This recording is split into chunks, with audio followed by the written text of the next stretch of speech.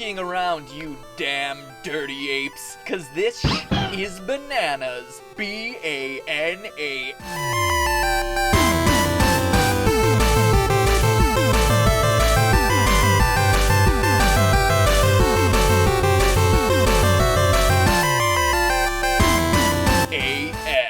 Hello, Internet. Welcome to Game Theory, the show where nothing's made up, and the points do matter. That's right, the points actually matter, unlike everything Drew Carey does in improv comedy. Oh, come on, you know it's true. Cue the clip.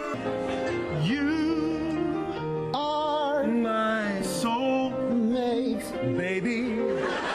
Lace up my shoe and take me on a... Oh, sorry, one word.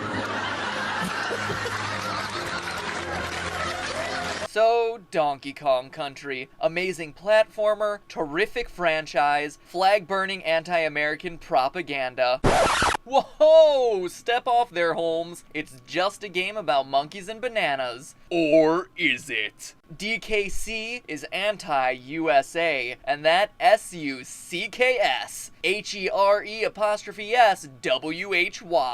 Loyal theorists will recall from the Adventure Island episode that America doesn't always get along well with its island neighbors. In that episode, we looked at the Philippine-American War, where the US stepped in to save the Filipinos from their Spanish rulers, only to then take control themselves. Hey, we're here to save you, psych! But that wasn't the only island on America's hit list. Around that same time, starting in 1898, America also set its sights on the Caribbean and Central America, systematically occupying Cuba, Puerto Rico, Nicaragua, Haiti, Honduras, Mexico, and the Dominican Republic. The reason for these conflicts? Bananas. No joke, this period became known as the Banana Wars, as America fought to wrap its greedy little fingers around these fruity phalli. The United Fruit Company, or as you would know them, Chiquita, was an American company seeking to dominate the banana market in the Caribbean by controlling the distribution of banana land. As a result, United Fruit seized control of these island nations despite being a US company, becoming the equivalent of corporate dictators by usurping local governments. Like Hitler, but with a fun tropical theme. They were so powerful that when their investments were threatened in these foreign nations, they were able to convince the US military to intervene. Which brings us back to Donkey Kong Country. I'm sure most of you are familiar with this guy, King K. Rool, the ultimate villain in the DK universe, an angry alligator bent on stealing all the Kong's bananas. But have you ever stopped to wonder why he wants those bananas? I mean, the game never really explains it. It's not like a carnivorous alligator eats bananas after all. And in DK Jungle Climber, he openly admits to hating them. So could it be that he wants these for financial gain? Greg Mayles, one of the designers for DKC, has gone on record saying that K. Rool may steal the bananas because he wants Donkey Kong to starve to death, allowing K. Rool to occupy his treehouse. Now, as we all know, Americans have a flair for occupying things, and we did just finish talking about how US soldiers were occupying all these island nations during the Banana Wars, but that's a bit of a stretch. So let's look at K. Rool himself. The guy dresses like a king, but the final level takes place on a pirate ship. The two things just don't match up until you consider this. This is a political cartoon of the man most associated with America's early imperialism and the start of the Banana Wars, President Theodore Roosevelt. Nice cape, right? So then why is he on a pirate ship, you ask? United Fruit Company was also known for their armed fleet, surplus boats that they got from the US Navy after the Spanish-American War. So a king on a pirate ship might not be so bizarre after all. In addition to owning the banana land, United Fruit also controlled international railways running through Central America. At one point, it discouraged the government of Guatemala from building highways simply because it would threaten their monopoly over transportation. That's a low blow. What's worse, though, is that when it left an area, the company was known to destroy its rail system. Think back to Donkey Kong Country. What were the most memorable levels in the game? The ones with the broken down mine tracks.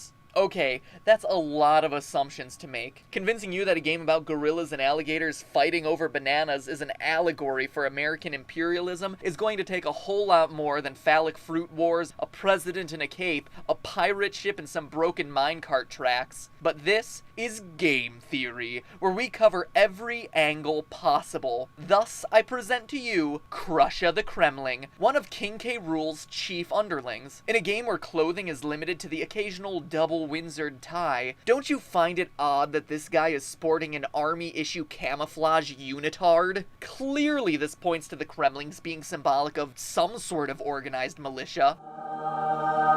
But MatPat, I hear your eager fingers clicking away in the comments. camo uniforms aren't just for the US Army. True, my loyal, smart, and incredibly hot theorists. So true. Which is why you should meet my other friend, Clump. Hercules, Hercules. A rotund little reptile sporting an ammo belt and a helmet. More specifically though, a US issue ammo belt and an M2 infantry helmet featuring markings clearly referencing the US's symbol for an NCO, or non-commissioned officer. Coincidence? I think not. But that's not all, my analytical apes. Consider World 5. Kremcock. Woohoo, boy, bananas on the brain. Freudian slip. Kremcrock Industries Incorporated. It's an oddly themed anomaly in a game that's nature-centric throughout. You have Congo Jungle, Monkey Mines, Vine Valley, Gorilla Glacier, Chimp Caverns, and then Kremcrock Industries Incorporated.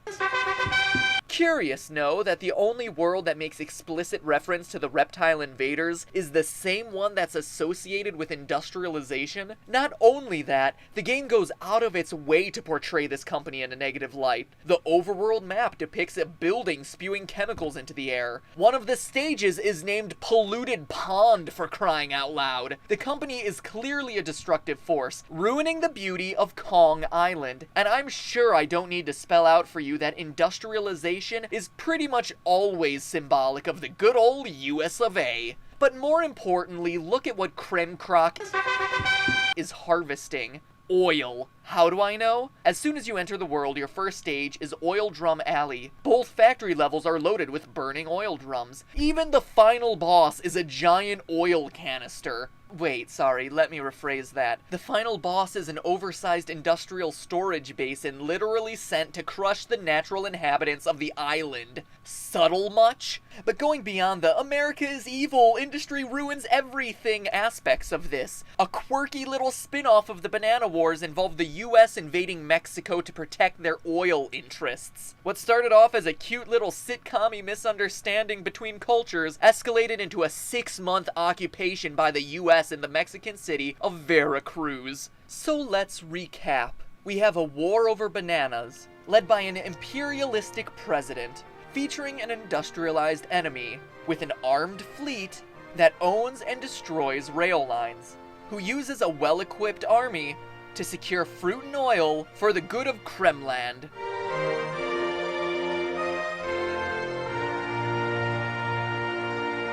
But hey, it's just a theory. A game theory. Go slap someone in the face with a banana, I guarantee they'll laugh.